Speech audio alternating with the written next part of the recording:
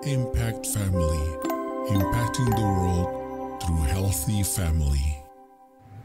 Shalom, sahabat Impact Family yang dikasih Tuhan. Saudara-saudara, cara kita memberi salam itu berbeda-beda, ya. Ada salam sekedar salam, ada salam yang membawa makna. Ya, kalau saya mengucapkan shalom, salam sejahtera, ya, shalom. Shalom itu damai sejahtera atau keselamatan yang diberikan oleh Tuhan. Nah, kalau di 2 Yohanes pasal 1 itu salamnya demikian. Dari penatua kepada ibu yang terpilih dan anak-anaknya yang benar-benar aku kasihi. Ya, jadi salam ini disampaikan dari penatua. Jadi dia mengasosiasikan dirinya dengan penatua kepada ibu yang terpilih. Nah, siapa ibu ini? Beberapa orang menafsirkan, ya, ibu yang terpilih dan anak-anaknya yang benar-benar aku kasihi. Nah, ibu ini ada 2 tafsiran. Ada orang yang merasa bahwa ibu ini benar-benar kepada ibu di tempat mereka bersekutu. Di rumah itu ada ibu, ya, biasanya ada host yang suka melayani, yang suka menyambut, menyediakan rumahnya untuk tempat persekutuan, untuk tempat pertemuan, dan anak-anaknya yang ada di sana. Ya, jadi ini seperti secara literal, ya. Nah, namun ada juga yang mengatakan bahwa ibu yang dimaksudkan di sini adalah ibu secara simbolik.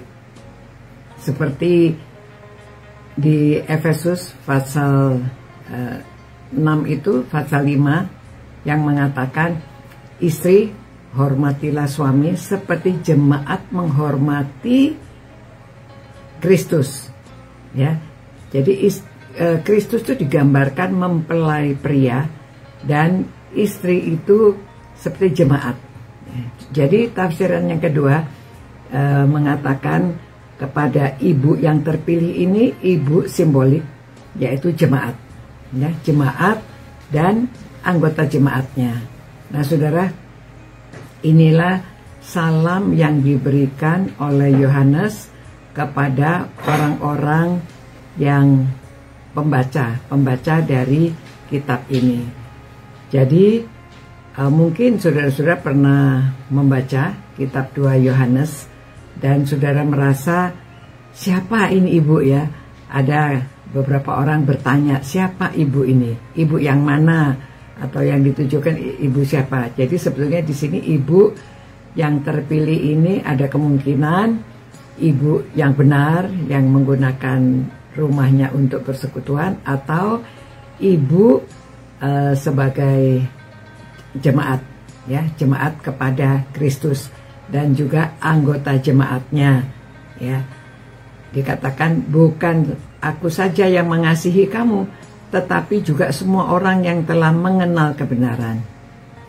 Jadi yang mengasihi bukan saja Yohanes sendiri, tetapi juga orang-orang yang sudah mengenal dia, semua orang yang sudah menerima berita kebenaran tentang Tuhan. Jadi di sini saudara-saudara, supaya pada waktu kita membaca firman Tuhan, kita juga merenungkan bagaimana kita memberi salam kepada orang-orang lain, dan juga kita mendapat pengertian. Pada waktu kita membaca firman Tuhan, kita perlu juga mengerti apa yang dimaksudkan arti dari firman Tuhan itu. Nah, semoga saudara-saudara yang mungkin pernah bertanya, siapa ibu ini? Ya, siapa anak-anak itu? Jadi sedikit keterangan yang diberikan untuk renungan saat ini kepada saudara-saudara, supaya saudara juga dapat pada waktu memberi salam, saudara juga memberi salam menyebutkan orang-orang, apa yang mereka lakukan, dan salam itu yang bermakna, ya. Ya ini juga mungkin kalau secara simbolik itu kadang-kadang surat ini kan dibaca oleh orang lain ya, supaya orang-orang yang membacanya itu juga mereka tidak sungguh mengerti, dikira kepada ibu siapa ibunya.